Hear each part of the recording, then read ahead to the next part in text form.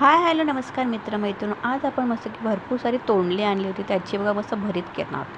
त्यासाठी बघा तोंडली अशी मधोमध चिरून घ्यायची. जशी आपण वांगी वगैरे चिरतो तशी चिरून घ्यायची आहेत मधोमध.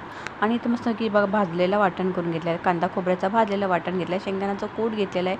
हळद, मीठ, हिंग थोडंसं बघा मस्त की हिंग घेतलेलं आहे आणि मीठ घेतलेलं चवीनुसार आणि सगळं मिक्स करून घ्यायचं आहे. आणि आपण जशी भरीत वांगी भरतो ना तशीच ही वांगी म्हणजे जशी आपण भरतो ना तशीच ही तोंडली भरून घ्यायची आहेत. तर मधोमध सगळं भरून घेतलं आणि मस्त कढईमध्ये तेल टाकून घ्यायचं आहे. ते सगळी बघा तोंडली भरून घेतली आणि तेलामध्ये जिरं मोहरी टाकायची तर टाकू शकता, नाही टाकले तरी काही हरकत नाही.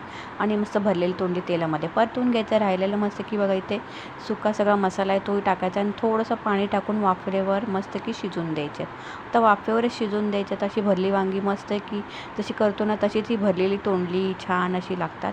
आणि मस्त भाकरी चपातीवर भातावर छान कुस्करून खायला मजा येते. टिफिनला जेवणासाठी बनवू शकता. साधी सिंपल रेसिपी आवडल्यास लाईक शेअर सबस्क्राईब करा. माझी रेसिपी नक्कीच आवडेल. अशी बघा मस्त भरलेली तोंडली करून बघा. आणि रेसिपी साध्या सिंपल असतात. टिफिनच्या आयडिया मी रोज टाकत असं जाऊन बघू शकता राहण्याच रेसिपीला. आणि अशी भाजी एकदा करून बघा. मस्त की चवीला एक नंबर अशी तोंडल्याची भाजी झालेली मस्त भरलेली तोंडली नक्कीच करून बघा. चला पुन्हा भेटू नवीन व्हिडिओ. तोपर्यंत बाय बाय. या मग खायला मस्त भरलेली तोंडली बनवलेली आहे. चपाती बरोबर भाकरी बरोबर एक नंबर लागतात. पुन्हा भेटूया तोपर्यंत